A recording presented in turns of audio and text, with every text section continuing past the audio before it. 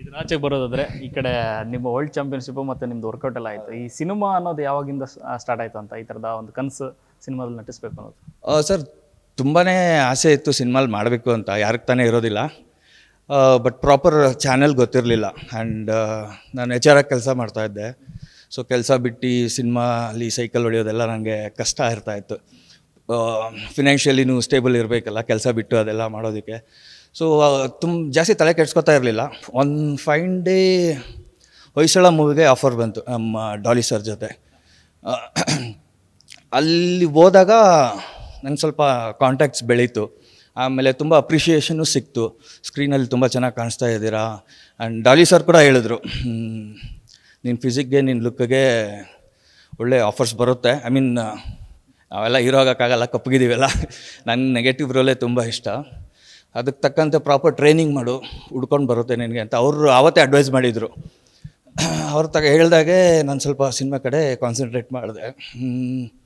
ನಮ್ಮ Arjun master action training ಕೊಟ್ಟರು. So ಅದೇ ರೀತಿ ಒಂದು ಸತಿ ನೆಟ್ವರ್ಕ್ ಓಪನ್ ಆದಮೇಲೆ ಒಬ್ಬೊಬ್ಬರದೇ ಕಾಂಟ್ಯಾಕ್ಟ್ ಸಿಗ್ತಾ ಮೂವೀಸಲ್ಲೂ ಆಫರ್ ಸಿಗ್ತಾ ಬಂತು. ಡಾಲಿ ಅವರ ಪರಿಚಯ ಹೇಗಾಯಿತು ಅಂತ?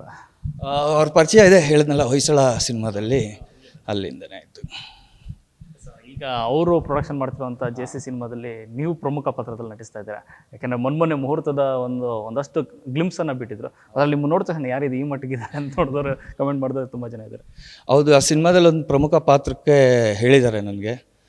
ಅತಿ ಶೀಘ್ರದಲ್ಲಿ ಅದು ಸ್ಟಾರ್ಟ್ ಆಗುತ್ತೆ, ನೋಡಬೇಕು. ನನಗೇನು ಖುಷಿ ಅಂದರೆ ಆವತ್ತು ಡಾಲಿ ಸರ್ ಅವರೇ ಫಸ್ಟ್ ಅಡ್ವೈಸ್ ಮಾಡಿದ್ರಲ್ಲ, ನೀನು ಆಗುತ್ತೆ ಕಣೋ, ನಿನಗೆ ಸಿನಿಮಾದಲ್ಲಿ ಒಳ್ಳೆ ಅಪರ್ಚುನಿಟೀಸ್ ಇದೆ, ವರ್ಕ್ ಮಾಡು, ಪ್ರಿಪೇರ್ ಆಗಿಬಿಟ್ಟು ಬಾ ಅಂತ ಹೇಳಿದರು. ಅದೇನೋ ಕೋಇನ್ಸಿಡೆನ್ಸ್ ಏನೋ ಗೊತ್ತಿಲ್ಲ, ಪ್ಯಾರಲಲ್ಲಿ ನಾನು ವರ್ಕ್ ಮಾಡ್ತಾನೇ ಇದ್ದೆ.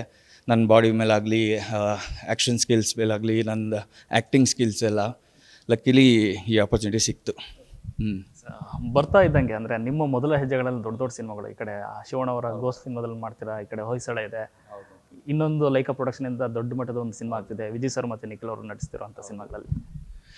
ಅದೇ ಸರ್, ನಾನು ಹೇಳಿದ್ನಲ್ಲ, ಒಂದು ಸತಿ ಒಳಗಡೆ ಹೋದ್ಮೇಲೆ ನನ್ನ ಗುಡ್ ಲಕ್ ಏನೋ ಗೊತ್ತಿಲ್ಲ, ಮೇ ಬಿ ವೆಲ್ ಫಿಟ್ ಅಂತಲೇ ಹೇಳ್ಬೋದು. ನೀವು ಬಿಗಿನಿಂಗಲ್ಲಿ ಹೇಳ್ತಾ ಇದ್ರಲ್ಲ, ಈಗ ಕಳನಾಟ ಆಗಬೇಕಂದ್ರೆ ಈ ಥರ ಇರಬೇಕು, ಹಳೆ ಕಾಲದಲ್ಲಿ ನಮ್ಮ ಟೈಗರ್ ಪ್ರಭಾಕರ್ ಇವರೆಲ್ಲ ಹೇಗಿದ್ದರು. ಸೊ ಆ ಟ್ರೆಂಡ್ ಮತ್ತೆ ಸ್ಟಾರ್ಟ್ ಆಗ್ತಾಯಿದೆ ಅನಿಸುತ್ತೆ.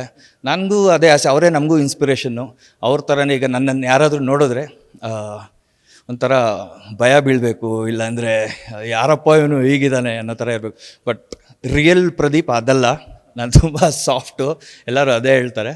ಬಟ್ ಅದೇ ಸ್ಕ್ರೀನ್ ಮೇಲಾಗಲಿ, ನನ್ನ ಫೋಟೋಸ್ ಆಗಲಿ ಯಾರಾದರೂ ನೋಡಿದ್ರೆ ಯುನೀಕಾಗಿ ಕಾಣಿಸ್ತೀನಿ. ಹೇಗಂದರೆ ಲೈಕ್ ಒಂದು 100 ಜನ ನಿಂತಿದ್ರೆ 100 ಜನದ ಮಧ್ಯೆ ಎದ್ದು ಕಾಣಿಸೋಂಥ ವ್ಯಕ್ತಿತ್ವ. ಸೊ ಅದೇ ನನಗೆ ವರ್ಕೌಟ್ ಆಗ್ತಾಯಿದೆ ಅಷ್ಟೇ.